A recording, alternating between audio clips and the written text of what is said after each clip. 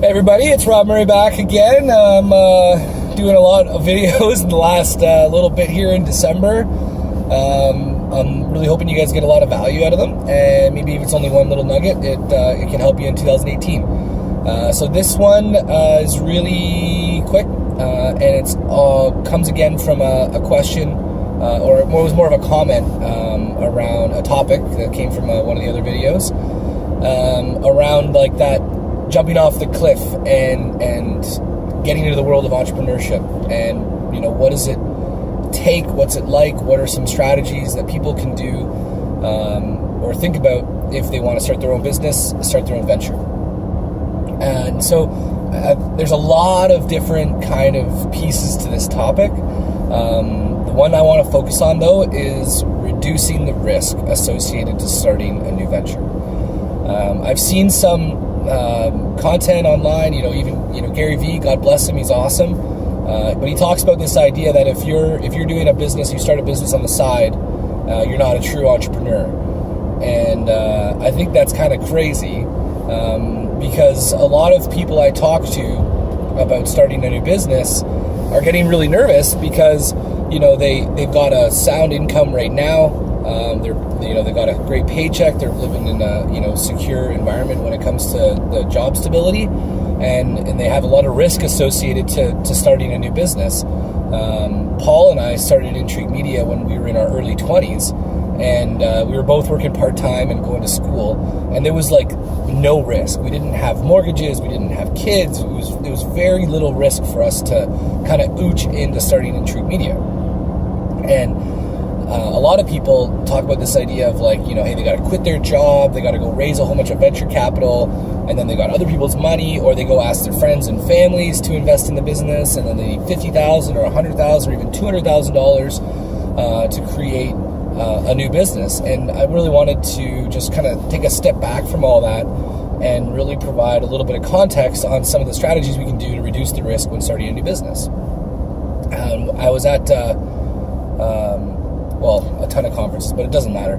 This story really resonated with me, and it was a big thing out of the Steve Blanks has done a lot around the lean startup, and there's a whole bunch of kind of like frameworks and models inside it, but one of the coolest parts is called the MVP.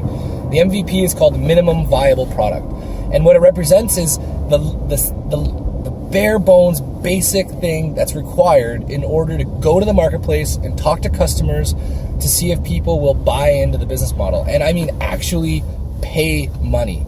Not like, hey, this is a great idea, once it's going, come back and talk to me. I'm talking about like people putting a little deposit on the project or putting a little bit of skin in the game so that you can validate that the marketplace actually wants to pay for the value you're bringing to it. And then in line with that MVP, there was this group of scientists and agricultural professionals who really started to understand how they could leverage crop and yield management through drones and specific types of cameras.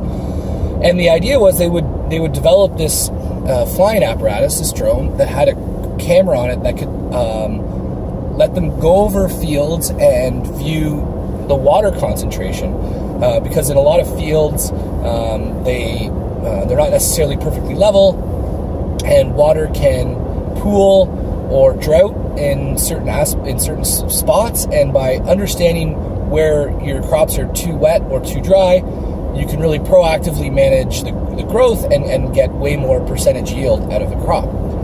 And so they came to a consultant and a venture capital, and they were saying, hey, you know what, we need $250,000 to build the first prototype that flies. It's got 8 propellers, and it's got this really cool camera. And they said, we've got a bare bones version of the camera, but this won't fit on a flying drone, so we need to re-engineer the camera.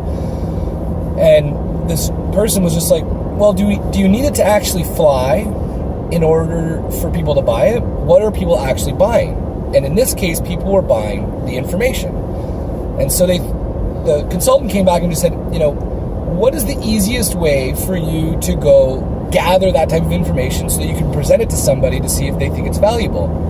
And after some discussion, they realized they could build a 30-foot kind of stick and put a camera on top of it and walk through a field. And so they took their initial investment from $250,000 down to about $8,000. And they had the money themselves, some savings, that kind of stuff, but it wasn't crazy, and it wasn't going to put their families at risk to go start this new venture. And they built this 30-foot pole, they put the camera they already had on top of it, and they walked through a couple of fields, grabbed all the data, put it through a computer, presented it in a printout, and went to a couple of farmers that agreed to let them walk through their fields as a test. The farmers were blown away. They said, absolutely, we'll pay for it.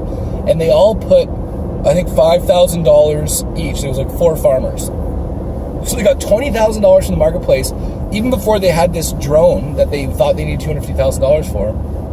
And they focused on the minimum viable product, and boom, they realized the market wanted the information, they loved the value, they were willing to pay for it, they got an idea of what the pricing model should look like, all before investing their life savings and putting other people's money into the project. And so that's all about reducing the risk. That minimum viable product is a fantastic reminder that we don't need to build the whole thing in order to go out and validate the hypothesis that people want to pay for the value we're bringing to the marketplace.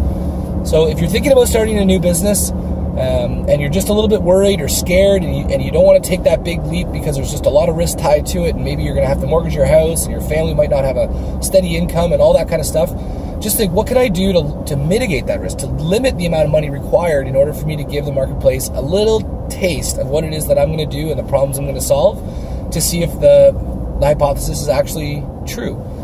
So the minimum viable product, if you want to look into more, you can look at the Lean Startup. You can check out Steve Blank's, and hopefully that'll help you out. Maybe eventually you'll jump off a cliff and welcome yourself to the crazy world of entrepreneurship. All right, thanks guys. Hope it helped. See ya.